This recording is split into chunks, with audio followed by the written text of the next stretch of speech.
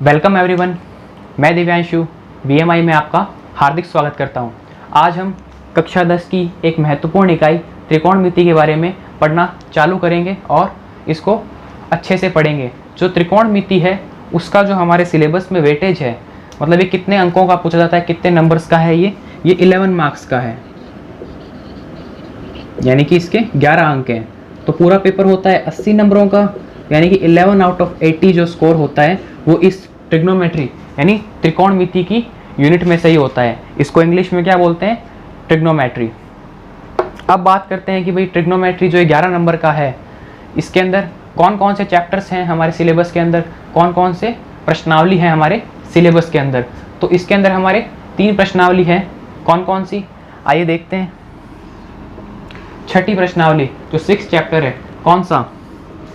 उसका नाम है त्रिकोणमितीय अनुपात। इंग्लिश में इसको बोलेंगे ट्रिग्नोमेट्रिक रेशियोज।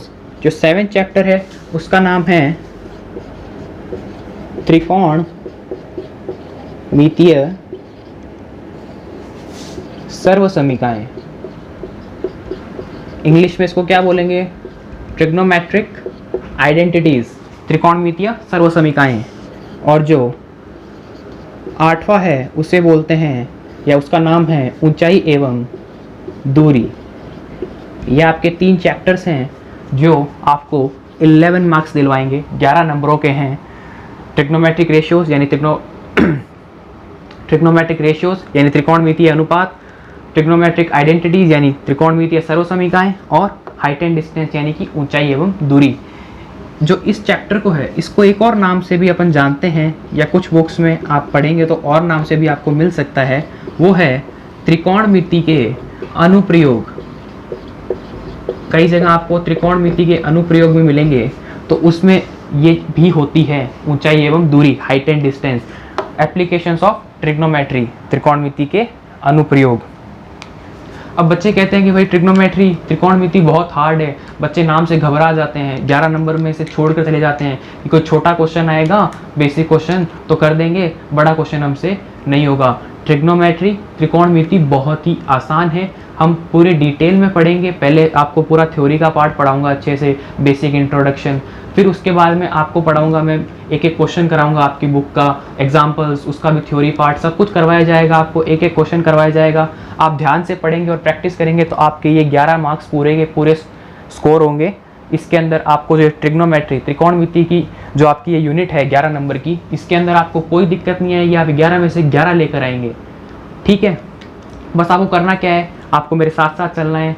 आपको अपनी कॉपी में नोट्स बनाने हैं और अपनी बुक, जो आपकी आरबीएससी बोर्ड की बुक है, उसको आपको सॉल्व करते हुए चले जाना है, एक एक क्वेश्चन। जो भी आपको डाउट लगे वो आप मुझसे कमेंट बॉक्स में पूछ सकते हैं। तो अब हम देखते हैं कि भाई क्या पढ़ना है हमें, कैसे पढ़ना है। तो हम पहले देखते हैं कि भाई त्रिकोणमिति होता क्या है, क्या अर्थ होता है, कैसे है, क्या है। आओ वो देखते हैं क्या अर्थ है इसका। देखो, हमें थोड़ी सी इंग्लिश मीडियम के अंदर भी चीज़ें या इंग्लिश की टर्म्स भी हमें याद रखनी होगी, क्योंकि आगे चल के जो भी राइटर्स या जो भी आप बुक्स पढ़ोगे वो आपको मैक्सिमम इंग्लिश में मिलेगी। जितने भी अच्छी बुक्स हैं, अच्छे राइटर्स हैं, वो इंग्लिश में लिखते हैं, ठीक है। तो आपको थोड़ा थोड़ा इंग्लिश भी इसके अंदर साथ साथ सीखना पड़ेगा, क्योंकि वो आपको हेल्प करेगा, आपको डेवलप करेगा, आपको स्किलफुल बनाएगा। आपको हिंदी भी आएगी, आपको इंग्लिश भी आएगी, क्योंकि हिंदी मीडियम के बच्चों में ये एक डर होता है कि भाई हमें इंग्लिश नहीं आती है, हम इंग्लिश के क्वेश्चंस कैसे करेंगे, या इंग्लिश में थोड़ा सा भी पूछ लिया तो हम क्या करेंगे। ऐसा कुछ नहीं है, अपन बेसिक धीरे धीरे पढ़ेंगे। आपको इंग्लिश की भी टर्म्स इंट्रोड्यूस करवाऊंगा और उसमें भी बताऊंगा थोड़ा थोड़ा, तो आप इंग्लिश को भी समझने लगेंगे, आपको थोड़ा थोड़ा समझ में आने लगेगा, आपको इंटरेस्ट आएगा थोड़ा सा। तो ठीक है, स्टार्ट करते हैं। देखो, इसको हम इंग्लिश में क्या बोलते हैं? इंग्लिश में इसको बोलते हैं ट्रिग्नोमेट्री। हिंदी में क्या बोलते हैं? त्रिकोणमिति।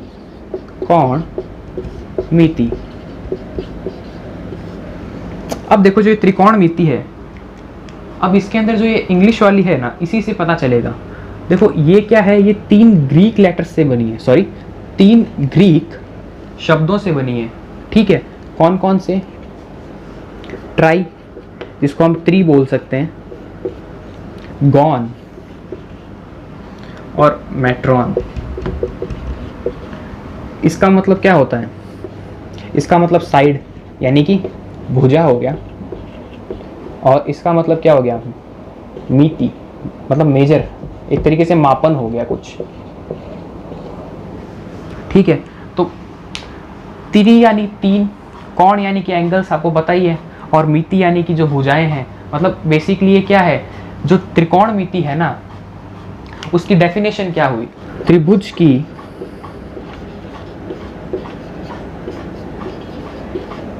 भुजाओं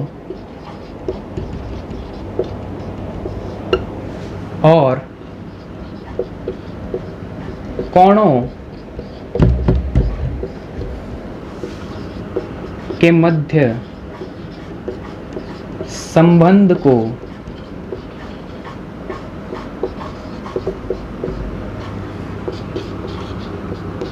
त्रिकोण मिति कहते हैं। क्या डेफिनेशन हुई त्रिकोण मिति की, कि त्रिभुज की भुजाओं और कोणों के मध्य संबंध को त्रिकोण मिति कहते हैं। मतलब जो एक ट्राइंगल हो गया, सपोज ये कोई राइट एंगल ट्राइंगल है, समकोण त्रिभुज है, इसकी जो ये भुजाएं होंगी और इसमें जो एंगल बनेंगे, इनके बीच जो रिलेशन आएगा, इनके बीच जो संबंध बनेंगे, उनको हम क्या कहेंगे, त्रिकोण मिति कहेंगे। तो देखो अब हम पढ़ते हैं समकोण त्रिभुज के बारे में। समकोण त्रिभुज, अब बात करते हैं कि भाई ये समकोण त्रिभुज क्या होता है। बेसिकली आप सब समकोण त्रिभुज को छोटी क्लास में पढ़ के आए हैं, लेकिन हम एक बेसिक इंट्रोडक्शन और एक इम्पॉर्टेंट पॉइंट्स इसके देखेंगे जो कि हमारे ट्रिग्नोमेट्री त्रिकोणमिति के लिए यूजफुल है, ठीक है, इसके अंदर काम आएंगे। तो अब हम देख लेते हैं। देखो समकोण त्रिभुज नाम से पता चल रहा है, इसके अंदर एक क्या होगा, समकोण। समकोण का मतलब क्या होता है, समकोण होता है 90 डिग्री, उसको हम बोलते हैं समकोण। तो अब समकोण त्रिभुज क्या हो गया, वो त्रिभुज जिसके अंदर एक कोण 90 डिग्री का होता है। तो सपोज ये कोण 90 डिग्री का है, और ये कोई कोण ए मान लिया मैंने, और ये कोण बी मान लिया, और इस त्रिभुज का मैंने नाम दे दिया PQR। तो देखो इस PQR त्रिभुज के अंदर एक कोण 90 डिग्री का है और दो ये कोण है। तो एक कोण 90 डिग्री का हो गया त्रिभुज के अंदर, तो उसका नाम क्या हो गया, समकोण त्रिभुज। अब हम बात करते हैं कि भाई समकोण त्रिभुज है, तो ये जो A और B है ये होंगे न्यून कोण इसके अंदर। अब ये न्यून कोण क्यों होंगे, इसके ऊपर थोड़ी सी बात कर लेते हैं। तो देखो एक फॉर्मूला चलता होगा कि भाई बहुभुज के कोणों का योग, ठीक है, बहुभुज के कोणों के योग के लिए एक सूत्र चलता था, क्या, n-2 इंटू 180 डिग्री, n-2 गुणा 180 डिग्री। यहाँ पे n क्या होता था, n होता था यहाँ बहुभुज की भुजाएं, कि बहुभुज में कितनी भुजाएं हैं। n यहाँ क्या होता था, बहुभुज की भुजाएं, n यहाँ क्या होता था, बहुभुज की भुजाएं। तो अब देखो ये जो ट्राइंगल है इसके अंदर कितनी भुजाएं हैं, 1 2 3, तीन भुजाएं, 3-2 इंटू 180 डिग्री। तो 3 में से 2 गया, कितना आया, 1।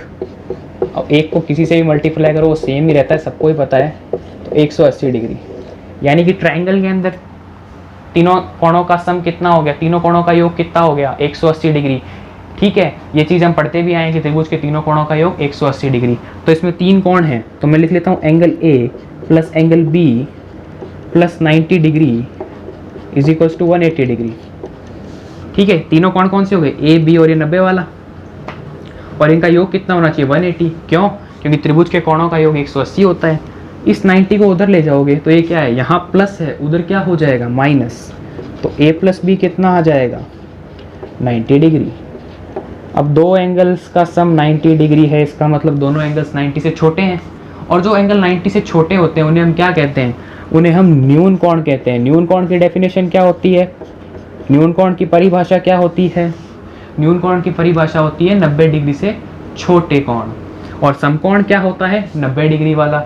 और एक आता है अधिक कोण। अधिक कोण क्या होता है, जो कोण 90 डिग्री से बड़े होते हैं उन्हें हम अधिक कोण कहते हैं। तो आइए अब हम बात करते हैं समकोण त्रिभुज के अंदर लंब, आधार और कर्ण के बारे में, कि लंब कौन सा होगा, आधार कौन सा होगा और कर्ण क्या होगा, और कैसे पता लगाएंगे कि कौन क्या है। तो देखो हम एक समकोण त्रिभुज बना लेते हैं। ए बी सी, और ये हमारा है 90 डिग्री समकोण। अब देखो, अब पता करना है कि भाई इसमें कर्ण, लंब और आधार कौन सा होगा। तो देखो कर्ण तो क्या होगा, जो सबसे बड़ी साइड है, ठीक है, वो होती है कर्ण, ठीक है, और जो 90 डिग्री के सामने वाली साइड है वो होती है कर्ण। इसको हम K से लिखेंगे, कर्ण, ठीक है। अब बात आती है कि सर ये लंब और आधार क्या होते हैं, लंब कौन सा होगा और आधार कौन सा होगा। तो देखो यहाँ पर एक चीज़ का ध्यान रखना कि जो लंब और आधार हैं वो कोणों के संगत परिवर्तित हो जाएंगे, कोणों के संगत परिवर्तित। अब आप सोचोगे ये क्या है कोणों के संगत परिवर्तित, तो देखो बेसिकली इसका मतलब ये है कि अगर हम कोण ये वाला लेंगे, सपोज ये वाला एंगल लिया, तो लंब और आधार कुछ अलग हो जाएंगे, और अगर हमने ये वाला एंगल लिया तो लंब और आधार कुछ अलग हो जाएंगे। मतलब जैसे हमने एंगल चेंज कर दिया तो लंब और आधार बदल गए, इसके लिए कुछ और था और इसके लिए कुछ और आ गया। तो मतलब जैसे ही हमने कोण चेंज कर दिया लंब और आधार परिवर्तित हो गए, मतलब कोण के साथ ही लंब और आधार परिवर्तित हो गए। कोण परिवर्तित हुआ, लंब और आधार भी परिवर्तित हो गए। इसे हम कहते हैं कि लंब और आधार कोणों के संगत परिवर्तित होते रहते हैं। तो अब देखो सपोज मैंने ये एंगल लिया थीटा, ठीक है, तो अब मुझे इस थीटा के लिए, इस थीटा के संगत लंब और आधार पता करने। तो देखो सीधी सी बात है कि भाई लंब कौन सा होगा, एंगल के सामने वाली साइड वो होगी लंब। तो थीटा के सामने वाली साइड कौन सी है, ये वाली ए बी, तो ये हो जाएगी लंब। इसको हम एल से दिखाएंगे। अब बात करोगे भाई बेस कौन सा होगा, आधार कौन सा होगा। तो आधार जिस पे दोनों एंगल बने हुए हैं, कोई भी इमारत या कोई भी चीज़ होती है वो आधार पर तो टिकी हुई होती है। यहाँ ये दो एंगल किस पे टिके हुए हैं, इस वाली लाइन पे, तो ये क्या हो जाएगी, आधार। इसको हम ए से लिखेंगे, आधार ए, ठीक है। अब देखो, अब मेरे दिमाग में आई, मैंने एंगल चेंज कर दिया, मैंने एंगल रख दिया ये वाला, कि सर ये एंगल रख दिया फाई। अब क्या करेंगे, मैंने तो बताया कि भाई कोण के संगत लंब और आधार चेंज हो जाएंगे, ठीक है, तो इस बात को वैलिड करना पड़ेगा। तो अब देखो, जब थीटा ये था तो उसके सामने वाला लंब था, तो अब मैंने एंगल ये लिया है फाई, तो इसके सामने वाला भी क्या होगा, लंब होगा। तो यहाँ पर ये वाला हो जाएगा क्या, लंब। किसके लिए, फाई के लिए ये वाला लंब होगा, जो ये लाइन BC है ये वाली लंब हो जाएगी। और दोनों एंगल किस पे बने हुए हैं, इस पे AB पे, तो ये वाला आधार हो जाएगा किसके लिए, फाई के लिए। यहाँ लिख देता हूँ ब्रैकेट में, फाई के लिए। और ये किसके लिए था, ये थीटा के लिए था। और कर्ण सबके लिए सेम ही रहेगा, क्यों, क्योंकि कर्ण सबसे लंबी भुजा होती है और परिवर्तित नहीं होती है एंगल के साथ में। आप कोई भी एंगल ले लो, ये वाला चाहे ये वाला, कर्ण यही रहेगा। जो लंब और आधार है वो आपस में बदल जाएंगे, ठीक है। तो अब देखो यहाँ से निकल के क्या चीज़ सामने आई कि हम बात करते हैं थीटा के लिए। तो थीटा के लिए मैं बात करूँ, लंब जिसको हम L से लिख रहे थे, वो कितना है, वो कौन सी साइड है, AB, भाई AB है। और अगर मैं बात करूं आधार की, आधार को हम A से लिखेंगे, तो वो कितना है, ये वाली साइड BC। इसी तरीके से अगर मैं बात करूं फाई के लिए, तो फाई के लिए लंब यानी L, वो कितना है, सामने वाली साइड यानी कि BC।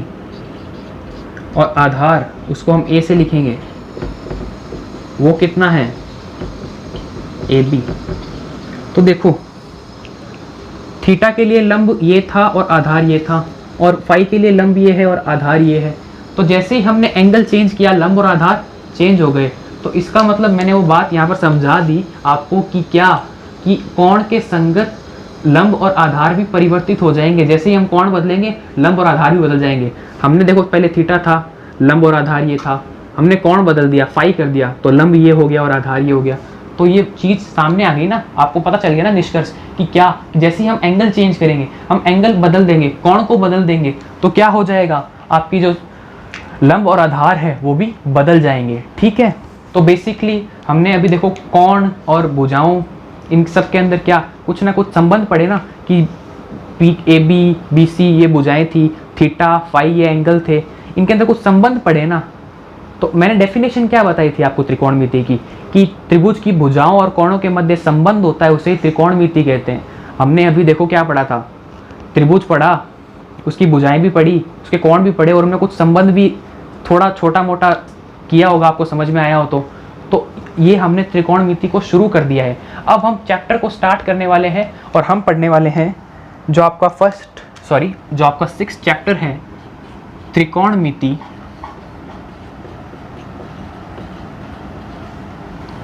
अनुपात।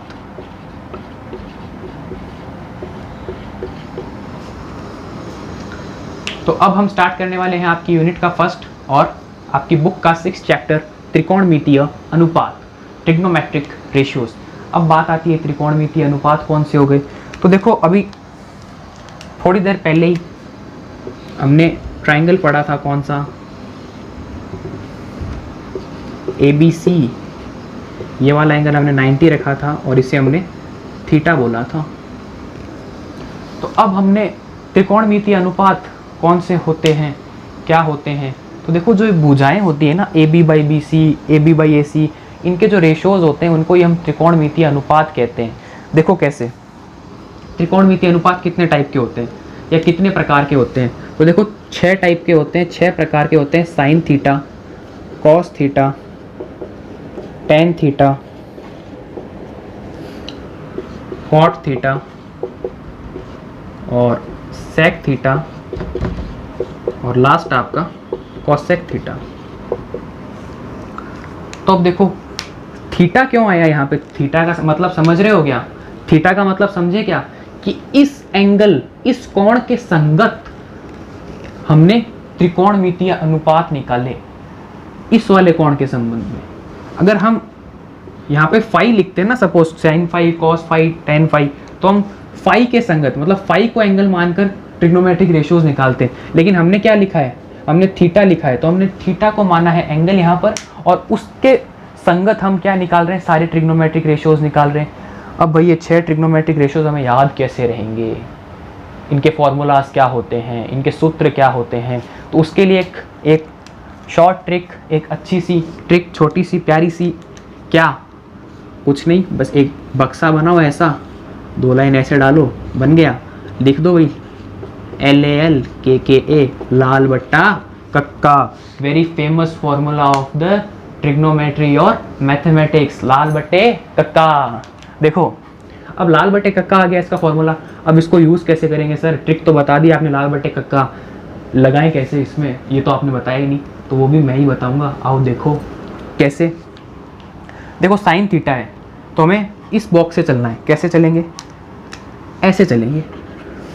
ऊपर क्या है L, नीचे क्या है K, तो L/K, L/K। L क्या था, L क्या था, पहले अभी सोचो क्या लिखवाया था L मैंने आपको लिखाया था लंब, K लिखाया था मैंने आपको कर्ण, तो लंब/कर्ण क्या हो गया, साइन थीटा। सेकंड में आ जाओ कॉस थीटा, अब सेकंड बॉक्स में चले जाओ, ये ऐसे चलो भाई, कॉस थीटा A/K। अब गुरुजी A क्या था, A आपको बता चुका हूँ, आधार था भाई लोग, आधार पढ़े थे ना, आधार बटे कर्ण। ऐसे एक मिनट, इस ट्रायंगल में बता देता हूँ। देखो ये थीटा है तो इसके सामने वाला क्या होगा, लंब यानी L। ये क्या होगा, जिस पे दोनों एंगल हैं, बेस। बताया था ना, एंगल के सामने वाला लंब होता है, और जो जिस पे दोनों कोण होते हैं, जिस पे दोनों एंगल्स होते हैं, वो बेस होता है, यानी कि आधार होता है A। ठीक है,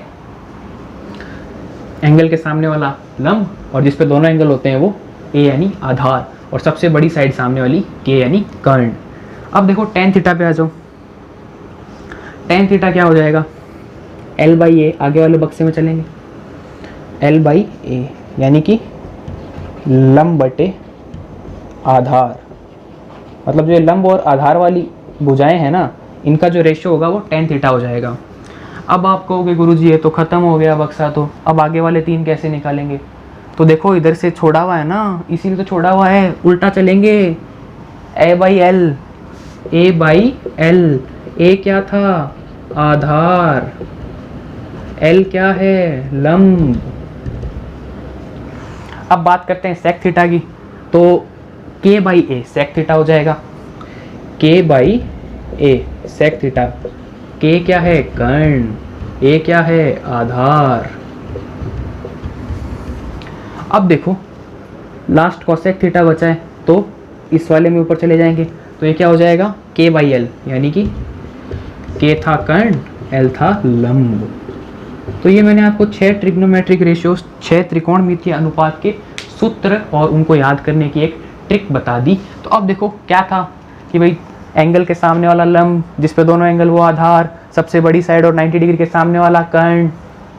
ठीक है, सूत्र क्या था? लाल बटे कक्का। देखो कैसे चलाना है, sine theta L by K लंब बटे कर्ण, cos theta A by K आधार बटे कर्ण, और फिर tan theta L by A लंब बटे आधार। बॉक्स खत्म, वापस उल्टे चलेंगे, cot theta A by L आधार बटे लंब, उसके बाद में सेक थीटा के बाई ए कर्ण बटे आधार, उसके बाद में कॉसेक थीटा के बाई एल कर्ण बटे लंब। ये 6 के 6 ट्रिग्नोमेट्रिक रेशियोज हो गए। आपको एक छोटी सी जो एक सारणी है और ये 6 रेशियोज को एक बार याद करना है। याद ना भी करो तो इन 6 को नाम याद कर लो इसी ऑर्डर में, sine cos tan cot sec cosec theta. इस तरह टेंशन लेने वाली बात नहीं है, थोड़े दिनों में प्रैक्टिस करोगे तो आपको ये आने लग जाएंगे, एकदम बेसिकली सीधे याद हो जाएंगे। आपको इस टेबल की भी ज़रूरत नहीं पड़ेगी, ये तो सिर्फ आपको याद करने के लिए मैंने बताई है। जितनी आप प्रैक्टिस करोगे 2-3 दिनों के अंदर आपको ये चीज़ें आराम से याद हो जाएगी। ठीक है, इसके बाद हम एक एग्जाम्पल लेते हैं और इसको थोड़ा सा और समझने की कोशिश करते हैं। हम इस उदाहरण से अब समझने की कोशिश करते हैं त्रिकोणमितीय अनुपातों को कैसे ज्ञात करते हैं, कैसे फॉर्मूले का अनुप्रयोग करते हैं, कैसे उसको अप्लाई करते हैं। तो आओ देखते हैं क्वेश्चन क्या है। एक ट्राइंगल दिया हुआ है हमें, 5 सेंटीमीटर साइड है, 12 सेंटीमीटर साइड है, और पी आर दे रखा है और थीटा दे रखा है एंगल, और ये सारे ट्रिग्नोमेट्रिक रेशियोज हमें फाइंड करने हैं। सारे के सारे त्रिकोणमितीय अनुपात हमें ज्ञात करने हैं। तो देखो त्रिकोणमितीय अनुपात ज्ञात करने हैं तो सबसे पहले तो मुझे अनुपातों के लिए याद आ रहा है कि मैंने एक टेबल बताई थी आपको। वो टेबल क्या थी? लाल बटे कक्का। तो टेबल बना लीजिए आप। थोड़े दिनों में आपको फॉर्मूले याद हो जाएंगे तो इतनी टेबल की आवश्यकता नहीं रहेगी, लेकिन शुरू में आप टेबल बनाकर ही करें, अच्छा याद होता है और अच्छे से क्वेश्चंस होते हैं और सही क्वेश्चन होते हैं और आपका आत्मविश्वास बना रहेगा। तो अब देखो हम बात करते हैं कि भाई लंब कौन सा है, आधार कौन सा है और कर्ण कौन सा है। तो देखो एंगल ये है, कोण ये है, तो इसके सामने वाला तो क्या होता है? हमेशा लंब होता है। जो कोण है जिसके संगत हमें सारे वैल्यूज पता करने हैं, उसके सामने वाली साइड हमेशा क्या होती है? लंब होती है। तो यहाँ पर लंब हो गया क्या? 12 सेंटीमीटर लंब निकाल लिया। अब बात करते हैं आधार की। तो जिस पे दोनों एंगल्स टिके हुए हैं वो क्या होता है? आधार। तो ये वाली साइड हो गई आधार। अब बात कर लो भाई कर्ण की। अब कर्ण तो ये वाली साइड है, लेकिन सर गुरुजी ये साइड तो दी हुई नहीं है, कैसे निकालेंगे? क्वेश्चन तो गलत हो गया, ये हो गया, वो हो गया। तो देखो एक चीज आपको पता होगी क्या? पाइथागोरस प्रमेय का। पाइथागोरस प्रमेय क्या होती है? लंब का स्क्वायर प्लस आधार का स्क्वायर इज इक्वल्स टू कर्ण का स्क्वायर, यानी कि एल का स्क्वायर प्लस ए का स्क्वायर इज इक्वल्स टू के का स्क्वायर। तो देखो एल और ए की वैल्यू मेरे पास है, के मेरे पास नहीं है, तो मैं यहाँ से एल और ए की वैल्यू इसमें रखूंगा और के की वैल्यू फाइंड कर लूँगा। तो देखो सेम चीज़, एल कितना है? एल है मेरे पास 12, रख दिया 12। ए मेरे पास कितना है? 5, रख दिया 5। के स्क्वायर का के स्क्वायर पड़ा है। 12 का स्क्वायर हो गया 144, और इस 5 का स्क्वायर कितना हो गया? 5 का स्क्वायर हो गया 25, और के स्क्वायर का के स्क्वायर पड़ा है। 144 और 25 कितना हो गया? 169। तो अब देखो के कितना आ जाएगा? के आ जाएगा √169।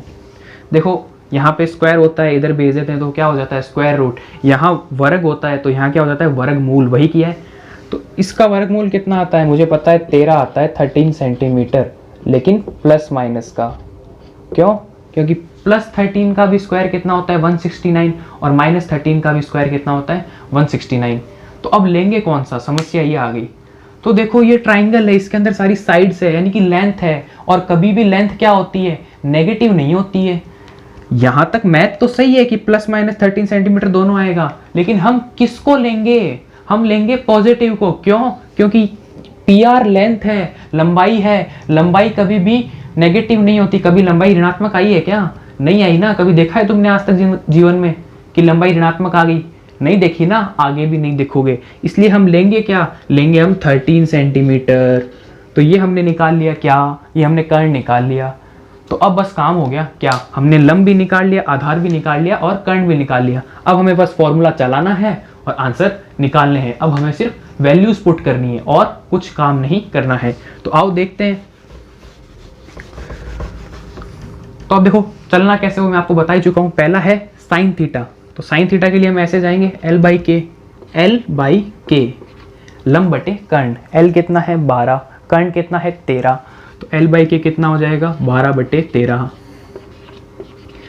ऊपर नीचे देखो कट नहीं रहा है तो इसको इसी तरह छोड़ दो, 12 बटे 13 बस। सेकंड क्या है? कॉस थीटा, यानी A बाई के आधार बटे कर्ण। तो आधार बटे कर्ण। A की वैल्यू देखो कितनी है? 5 और K की वैल्यू कितनी है? 13। तो 5 बटे 13।